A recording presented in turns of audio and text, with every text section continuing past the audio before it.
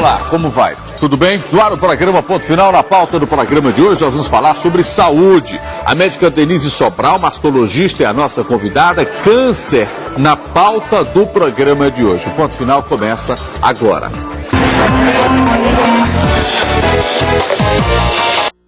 E a gente fala para todo o estado de Pernambuco através da TV Jornal do Recife, TV Jornal de Caruaru. Então, as 185 cidades acompanham a nossa programação. O pessoal da Ilha de Fernando, de Noronha, também acompanha a programação da TV Jornal. Todo o estado. Um lembrete, de segunda a sexta nós estamos na rádio CBN, a frequência 90.3 FM, das 2 às 5 da tarde com o programa de notícias CBN Total. Segunda a sexta, às 2 da tarde. Doutora Denise, como vai? Tudo bem? Olá, tudo bem. Obrigado, viu? Obrigada também pela oportunidade. Obrigada. Olha, quando a gente falava em câncer num passado não tão distante, as pessoas até tinham um certo receio, né? Ei, não fale nisso não. Chamava câncer, acho que era CA, né? CA, bata na boca 3 vezes, enfim, essas crendices populares. Passado o tempo, não sei se isso é impressão minha, mas parece que as pessoas hoje já falam de forma mais aberta sobre o câncer. As pessoas já encaram a doença com mais naturalidade. Mas tem muita barreira ainda, tem, doutora? Muita barreira. A gente agradece muito à mídia, a divulgação. Esses casos vão colocando as pessoas mais à parte da situação e da necessidade de prevenção, que hoje se fala em detecção precoce como prevenção. Entendo. Então, a mídia que ajuda muita gente. Quer dizer, prevenir ainda é a melhor arma, não é? Quando você procura o especialista e encontra uma lesão muito pequena, você pode tratar, curar, sem necessidade de grandes tratamentos, de grandes cirurgias, de grandes procedimentos. Olha, são vários os tipos, né, da doença. A senhora atua no hospital que é de extrema importância para o Estado, porque eu acho que atende a grande massa com problema de câncer. Se brincar, vem até gente de fora também, né? Vem. Pernambuco não é o único atendido pelo Hospital do Câncer. Entendo. Alagoas, Rio Grande do Norte, Paraíba, vários estados vêm para cá. Olha, por mais que a gente fale, por mais que se divulgue ainda, câncer, qualquer que seja ele, ainda é um tratamento muito caro. É um tratamento muito caro, porque ele não passa só por medicações.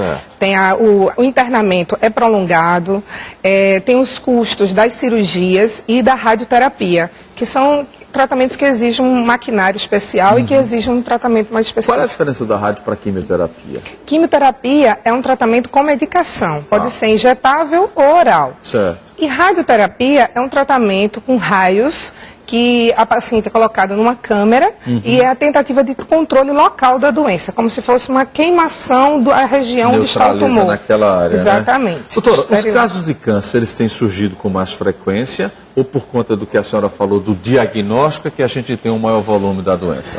Não, a incidência aumentou sim, as mudanças de hábito de vida das pessoas, isso compromete também os números, mas principalmente aumentou a procura por tratamentos, por diagnósticos, por exames. As pessoas procuram mais hoje a investigar suas condições de saúde, né? Hábitos de vida não tão saudáveis levam a pessoa a ter algum tipo de câncer? Com certeza, principalmente a alimentação, a base de gorduras, frituras, ruim, né? E além da falta de exercício, sedentarismo, cigarro e álcool. Cigarro eu penso que seja uma praga para tudo, não é? Exatamente, mas o câncer está bastante implicado no fumo e no álcool também. Se minha mãe teve câncer, se o meu pai teve câncer, eu vou ter? Não necessariamente.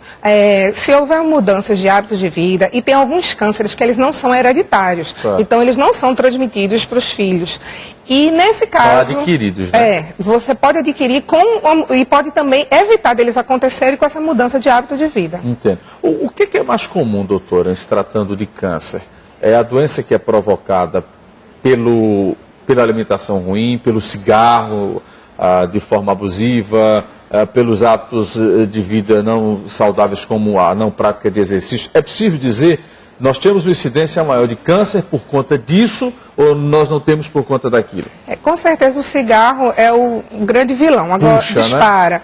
Mas o importante não é o câncer, isso depende do tipo de câncer. Certo. Então um câncer no pâncreas, um câncer no estômago, ele tem uma agressividade diferente de determinados tipos de câncer de pele, por exemplo, que não matam quando são operados a tempo. Então depende do tipo de tumor e da localização desse tumor. Mas você tem o mais grave e o menos grave? Com certeza, tem mais grave grave. O pâncreas que a senhora citou, penso que seja um caso grave. É um né? caso grave, dependendo do tipo de tumor, pode levar à morte em menos de 2 anos. Pulmão também. Pulmão também. Outro grave. Interessante. Às vezes você conhece uma pessoa e essa pessoa diz, olha, fulano teve câncer e só durou 3 meses. Por que acontece isso? É a gravidade da doença ou ela cai naquela coisa da raridade do câncer? Pois é, infelizmente, muita gente procura o serviço de saúde já depois de muito tempo que a doença está instalada. Né? O câncer é uma doença silenciosa, ela não dói, ela não sangra, só em casos mais avançados. Quando vem desse sinal... Só em casos mais avançados, tá, né? Exatamente. Aí a paciente, quando procura o médico, já está numa situação bastante grave. Ô, doutora, o câncer em criança tem diferença do câncer em adulto? Tem alguns cânceres que dão em crianças que não dão em adultos. E tem cânceres que as crianças respondem muito rápido ao tratamento. Às vezes elas melhoram e tem outros que são incuráveis, infelizmente. O leucemia é um tipo de câncer, é? É um tipo de câncer no sangue. E é mais comum em crianças ou em adultos? Não existe não. Não tem. Pode ter em qualquer faixa etária. Dá muito em criança e em idosos. Mas as crianças que desenvolvem... Extremo, né? Nos extremos, né? As crianças que desenvolvem algum tipo de câncer, né?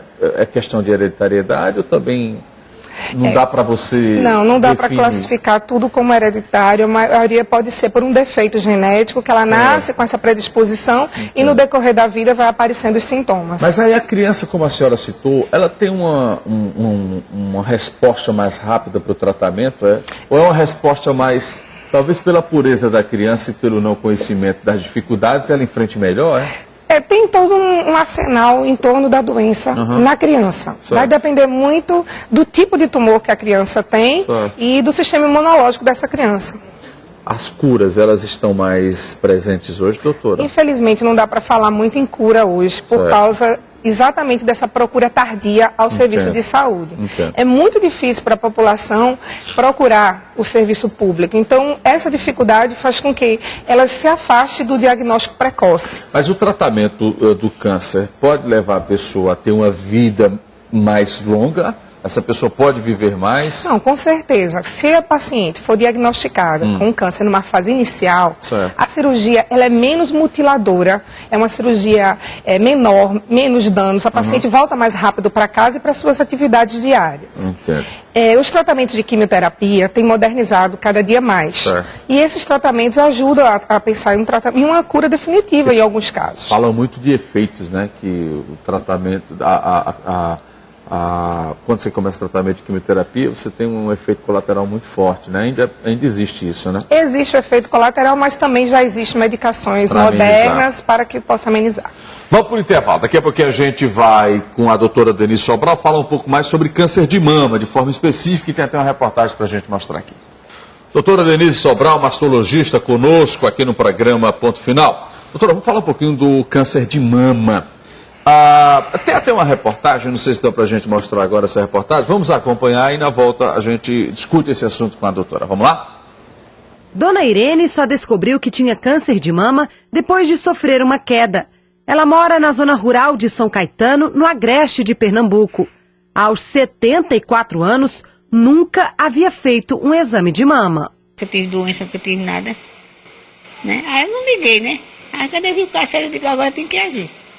Foi a filha que, ao descobrir as dores da mãe, a levou para um médico. No diagnóstico, um tumor na mama direita e 2 cistos na esquerda. A cirurgia para a retirada do seio era urgente. Maria José, que é agente de saúde e faz exames periodicamente, se sentiu culpada. O que você achou, você como agente de saúde? E arrasada, porque eu cuido da minha comunidade, da comunidade minha, de todos, e menos minha mãe, porque... orientei, só que ela não fez. De acordo com Paulo Vicente, chefe do setor de patologia mamária do Hospital do Câncer de Pernambuco, casos como o de Dona Irene são comuns. A doença, que tem grandes chances de cura, se descoberta no início, acaba chegando a um estágio avançado quando os pacientes não fazem os exames regularmente. Hoje, este tipo de câncer é o mais comum nas mulheres. O último levantamento feito pelo Instituto Nacional de Câncer aponta que em 2010, das 12.852 pessoas que morreram vítimas da doença no Brasil, apenas 147 eram homens. Ainda segundo o Instituto, no ano passado foram registrados mais de 52 mil novos casos de câncer no país. Ainda ontem eu estava operando no bloco cirúrgico aqui e vi que tinha 10 cirurgias de mama, das quais 6 eram por mastectomia, quer dizer, tumor já avançado. Mas o mais importante de tudo é ela fazer, se cuidar, mesmo que não sinta nada, porque o câncer de mama normalmente não dói. Ela procurar fazer, quando jovem, a partir dos 20 anos, fazer ultrassonografia anual e mamografia a partir dos 40 anos. O câncer de mama ganhou destaque depois de a atriz Angelina Jolie anunciar que se submeteu a uma dupla mastectomia, cirurgia para a retirada dos seios, mesmo sem ter a doença. O procedimento consiste na retirada do tecido mamário, depois próteses foram colocadas no lugar. Angelina recorreu à cirurgia depois de fazer um exame, em que apontou que ela tinha 87% de possibilidade de desenvolver a doença no futuro. Agora os riscos foram reduzidos para 5%. A mãe da atriz morreu em decorrência de um câncer em 2007. No Brasil, o mesmo exame feito por Angelina custa em torno de R$7 mil. E a cirurgia é feita tanto pelo SUS quanto pela rede privada, mas deve ser requisitada por um médico. Pode-se fazer, sim. Mas o interessante é que ela faça uma pesquisa, que o mastologista, o especialista procure ver, se ela tem predisposição genética a tal. Bom, foi bom mostrar essa reportagem. Ô, doutora, nesse caso específico aí dessa atriz, a Angelina Jolie, eu pergunto, é muita agressividade esse tipo de cirurgia? Ela tentou antecipar, mas não significa dizer que não vai ter. Enfim, é bom ouvir um profissional. O caso de Angelina é um caso bastante isolado. Menos de 1% da população tem indicação de fazer esse teste genético e de fazer uma investigação mais detalhada. Certo. Foi uma cirurgia que tem uma repercussão muito grande para a mulher e nos Estados Unidos mais de 30% das mulheres ficam insatisfeitas com o resultado estético. Yeah. Então, às vezes, não é a forma de resolver o problema. Entendo. Certo? Mas tem um clamor, não é, mundial, porque é o que dá, todas as revistas, jornais trazendo isso. Chamou a atenção o caso por ela ser uma mulher jovem, famosa, bonita. Né, essa cirurgia realmente é para mulheres abaixo de 50 anos. Entendo. E algumas mulheres vão se beneficiar dessa cirurgia. Ela é possível de ser realizada, Agora, mas olha, não é a melhor forma de resolver o problema. A maior doença ainda é a falta de informação, doutora? Sem dúvida nenhuma, a falta de informação e, infelizmente, as pessoas não procuram o mastologista para fazer os seus exames anuais. Porque me chamou a atenção essa senhora que a gente mostrou, com Exato. 74 anos, nunca tinha Pois feito, é, né? e a filha é agente de saúde, Pois né? Então é. chama muita atenção o descaso, às vezes dentro de casa mesmo. Tal qual ela, você imagina a quantidade de mulheres que tem aí que nunca fez, E né? com o decorrer da idade, o risco para câncer de mama aumenta. Então, às vezes vai pensando, está ficando idosa, não tem problema. É o contrário. O idoso está vivendo mais e o câncer está aparecendo mais. Então, precisa fazer exames com rotina. Olha, esse exame de mamografia, ele dá um diagnóstico exato, aproximado, ele consegue dar um indicativo muito bom para o médico? Esse exame de mamografia, ele é capaz de detectar 95% dos casos de câncer de mama. É muito. É altíssimo. Ele é o melhor exame, ele é o único exame que é usado como rastreamento, quer dizer, um exame que você pode usar todos os anos de rotina para todas as mulheres. Certo. E principalmente as mulheres assintomáticas, que não estão sentindo absolutamente nada. E a partir de que idade a mulher deve fazer mamografia? A partir dos 40 anos anualmente. Alguns casos se não tiver... são antes. Tá, alguns casos. E aí é recomendado pelo médico, né? O médico vai orientar. Por isso que é bom procurar, a partir dos 30 anos, procurar o especialista. Aí é uma vez por ano que a mulher faz, doutora? Uma vez por ano, em alguns casos, pacientes de alto risco, tipo Angelina, tem indicação de fazer de 6 meses. Agora, o serviço público disponibiliza desse tipo de serviço? Com ou certeza. ele é capenga em alguns lugares? Não, é mais difícil no interior, mas sempre, né? como sempre. Agora aqui na capital, o Hospital do Câncer, ele tem mamografia para todas as pacientes acima de 40 anos que procurar o setor de triagem do hospital. Então vai. Então todas as mulheres podem se dirigir ao hospital todos os dias, tem mamografia para todas essas mulheres. Que bom. Se houver alguma lesão na mamografia, essa paciente vai ser encaminhada para o departamento de mama Certo. e lá será dado o devido tratamento. Agora veja, o câncer de mama Câncer de colo, por exemplo, se fala que tem uma incidência alta também. São doenças que a gente pode linkar à questão social? São doenças sociais ainda? São doenças sociais, sim, mas o câncer de mama menos um pouco, certo, porque é geral, ele né? abrange toda a população feminina, independente da classe social. Certo. Então, ricos e pobres devem fazer mamografia.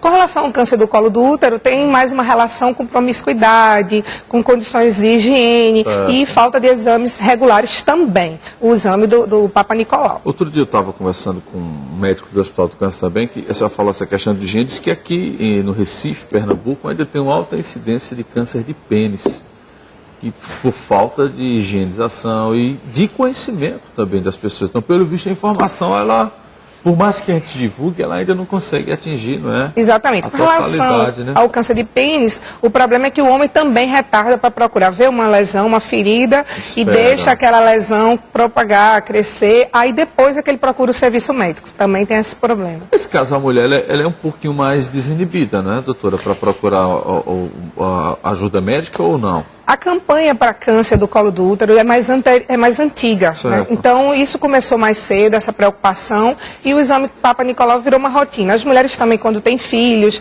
aí são obrigadas a submeter o exame, então acaba que fica mais fácil de ter acesso ao exame. O autoexame, ele serve para alguma coisa ou não? Porque no passado falava-se muito de autoexame, a mulher vai para perto do espelho, para frente do espelho, apalpa o seu, enfim. Tem algum fundamento científico o autoexame? Eu informo para todas as minhas pacientes que não precisam fazer autoexame se ela procura o serviço de mastologia pelo menos uma vez por ano. Acabou, né? Então não há necessidade de ficar fazendo autoexame. E quando procura o médico é um diagnóstico mais acertado, né? A mamografia vê lesões menos de 1 centímetro. E o autoexame só é capaz de detectar tumores de mais de 1 centímetro. Então ele já é uma fase mais avançada. Vamos para o intervalo. Daqui a pouquinho a gente volta para continuar o papo com a doutora Denise Sobral, mastologista aqui no Ponto Final. Seguimos com o programa Ponto Final, lembrando aí que a gente fala para todo o estado, né? Nossa saudação a você que acompanha a programação. Lembro que de segunda a sexta também estamos na Rádio CBN, das 2 às 5 da tarde no programa CBN Total. A doutora Denise Sobral, médica mastologista do Hospital do Câncer de Pernambuco, conosco aqui no programa Ponto Final. Doutora Denise, quando se fala em cirurgia, retirada do seio, choca às vezes as pessoas porque é o estágio avançado onde você faz isso, né? Tirando, claro, o exemplo agora da atriz Angelina Jolie, mas hoje as mulheres estão mais convencidas de que o melhor caminho é fazer o tratamento e, se necessário for, fazer a mastectomia. Enfim, como é que a cabeça das pacientes está hoje em relação, não queria dizer mutilação, mas a alteração que vai ser feita no corpo? As mulheres, por serem responsáveis pela família, elas têm medo de morrer. Certo. Então, por esse medo, elas se entregam ao tratamento de uma forma plena. Certo. Quando o médico né? explica para a paciente que há necessidade de retirar as mamas, a gente prova por A mais B que essa mama vai levar ela à morte caso não seja operada. Então, ela vê exemplos no hospital, escuta comentários e acaba aceitando o tratamento. Existe um número exato, mais uma média de quantas cirurgias desse tipo são feitas aqui por mês? No Hospital do Câncer, a gente realiza em torno de 150 cirurgias por mês, mas não todas não são mastectomias. Até aí mastectomia? Aí uns 80, 60 cirurgias por mês. Mas é muito, doutor, ou não? É considerado muito? São muitos casos e ainda, infelizmente, os números são diferentes dos países de primeiro mundo, porque da prevenção, procuram o serviço médico muito tarde. Mas me diga assim, uma média de 80 casos em mastectomia, aí essas mulheres, a reconstrução do seio, como é que é feita? A reconstrução para os casos que têm indicação de reconstrução.